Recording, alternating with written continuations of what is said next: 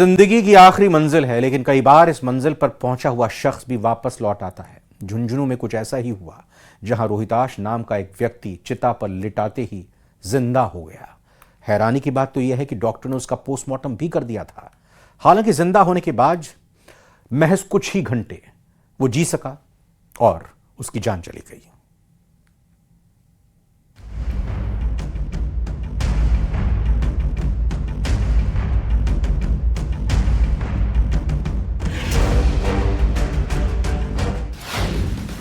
जिंदगी और मौत के बीच आंख मिचोली। पहले मौत से जीती जिंदगी, फिर मौत ने मारी बाजी।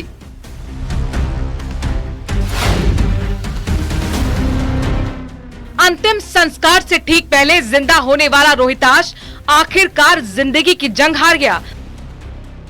उसकी मौत के साथ ही अब कई सवाल खड़े हो गए हैं। उन सवालों पर भी बात होगी, लेकिन सबसे पहले आपको पूरी खबर बताते हैं कि आखिर कैसे रोहिताश बीडी के अस्पताल पहुंचा और फिर कैसे उसकी मौत हुई और फिर वो कैसे जिंदा हुआ और आखिर में कैसे कुछ ही घंटे बाद वो फिर मौत की नींद सो गया। दरअसल रोहिताश ना तो बोल सकता था न सुन सकता था। बगड़ कस्बे में मां सेवा संस्थान में काफी लंबे वक्त से रह रहा था। गुरुवार सुबह 11 बजे उसकी तबीयत खराब हुई, जिसके बाद करीब 2 बजे बीडी के अस्पताल में भर्ती कराया गया और कुछ ही देर बाद उसे मृत घोषित कर दिया गया। इतना ही नहीं, उसकी पोस्टमार्टम रिपोर्ट तक दे दी गई। करीब 2 घंटे तक उसे डीप फ्रीज में रखा गया, लेकिन जब अंतिम संस्कार से ठीक पहले उसके शरीर में हलचल हुई और वो जिंदा हो गया। बस यहीं से पूरी कहानी पलट जाती है। हर कोई हैरान था कि कैसे पोस्टमार्टम के बाद कोई जिंदा हो सकता है। जांच जैसे जैसे आगे बढ़ी तो ये बात सामने आई कि रोहिताश का पोस्टमार्टम हुआ ही नहीं, यानी अस्पताल की लापरवाही खुलकर सामने आ गई। जिसके बाद चिकित्सा विभाग ने देर रात राजकीय जिला बीडी के अस्पताल के पीएमओ डॉक्टर संदीप पचार, रोहिताश को मृत बताने वाले डॉक्टर योगेश जाखड़ और कागजी पोस्टमार्टम करने वाले डॉक्टर नवनीत मील को सस्पेंड कर दिया। बीडी के अस्पताल में वो मरीज की आज रात एसएमएस में ले जाते समय मृत्यु की सूचना प्राप्त हुई है और लापरवाही के लिए राज्य सरकार के स्तर पर पीएमओ सहित 3 डॉक्टरों को निलंबित किया गया है। आगे विस्तृत और व्यापक जांच विभाग के स्तर पर और हमारी कमेटी द्वारा की जाएगी।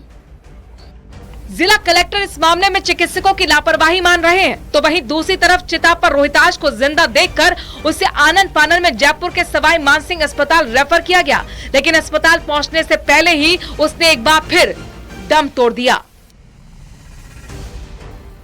देखिए, वहाँ की क्या स्थिति है मुझे भी अखबार से ही मालूम पड़ा है। तो वहाँ अखबार में जैसे बताया पोस्टमार्टम तो उसका हुआ बता रहे हैं। अपने पास उन्होंने वहाँ से जो मैंने मालूम किया है तो वहाँ काफ़ी सीरियस कंडीशन में यहाँ शिफ्ट किया था, जो ब्लड प्रेशर की और उसकी काफ़ी हैवी ड्रग्स के ऊपर उनका इन्फ्यूजन चालू करके यहाँ शिफ्ट किया था। तो इतना सिक पेशेंट था तो रास्ते में आते आते उसको अरेस्ट हो गया और उसकी डेथ हो गई। भगवान दास खेतान अस्पताल अब सवालों के घेरे में है। सवाल सिर्फ पोस्टमार्टम रिपोर्ट को लेकर ही नहीं है, बल्कि सवाल ये भी है कि क्या अस्पताल ने ठीक से जाँच किए बगैर ही रोहिताश को मृत घोषित कर दिया? क्या रोहिताश 2 घंटे तक डीप फ्रीज में बेहोशी की हालत में जिंदा था? बिना पोस्टमार्टम किए किसके कहने पर पोस्टमार्टम रिपोर्ट तैयार की गई? किस आधार पर उसकी मौत की वजह फेफड़े फेल होना और टीबी को माना गया? सवालों के घेरे में मां सेवा संस्थान भी है। सवाल ये है कि क्या जल्द ही अंतिम संस्कार करने के लिए डॉक्टर से फर्जी पोस्टमार्टम रिपोर्ट बनवाई गई? सवाल कई सारे हैं और कई किरदार सवालों के घेरे में है। सच्चाई क्या है ये जांच के बाद ही साबित होगा, लेकिन जिस तरह से मूक बधिर रोहिताश के साथ अमानवीय हरकत हुई है वो बेहद शर्मनाक है। ऐसे में जरूरी है कि मामले की गहराई से जांच हो और जो भी कसूरवार निकले उसे कड़ी से कड़ी सजा दी जाए। झुंझुनू से कृष्ण सिंह शेखावत की रिपोर्ट।